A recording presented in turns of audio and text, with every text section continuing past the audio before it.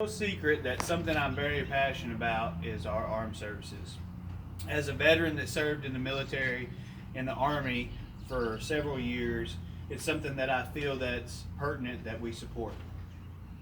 Without our armed services guarding our borders or fighting our enemies overseas, we wouldn't have a lot of the freedoms that we do here in the United States of America. Even standing up and giving this speech would not be possible without our freedoms.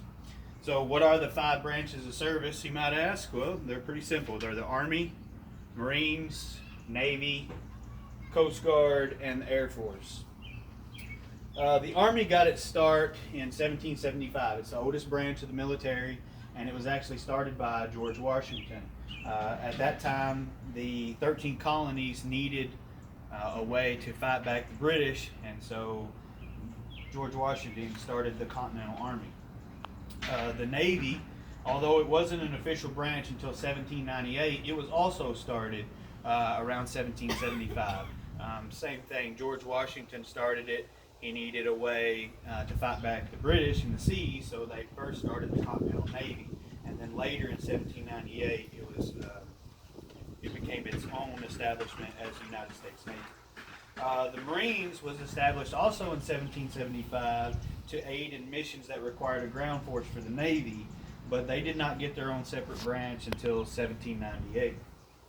The Air Force is the most recently established branch of the military, and it was started in 1947. It was originally a branch of the Army, but was eventually made its own branch. The Coast Guard was formed in 1790, also by George Washington, and acted as the Navy until the Navy became official in 1798. So, what are the main duties of the five branches of the military? Well, the Army is considered mainly a ground force of the military, and a majority of the soldiers who serve in the job have ground force jobs. The Navy's main duty is to protect the seas, although they do also support the Air Force in transporting aircraft and personnel overseas.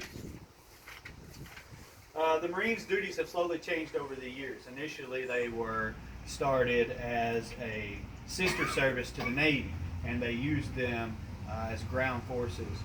But once they become their own branch, established in 1798, they have slowly moved towards just mainly ground operations, and that's what they specialize in today.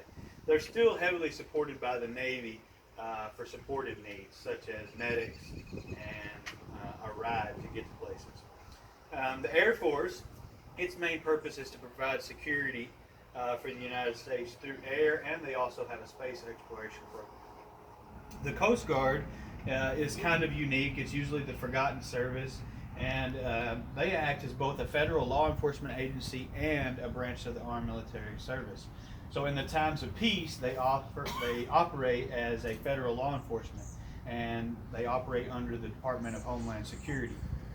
And in the time of war, they act under the Navy and protect against threats like terrorists.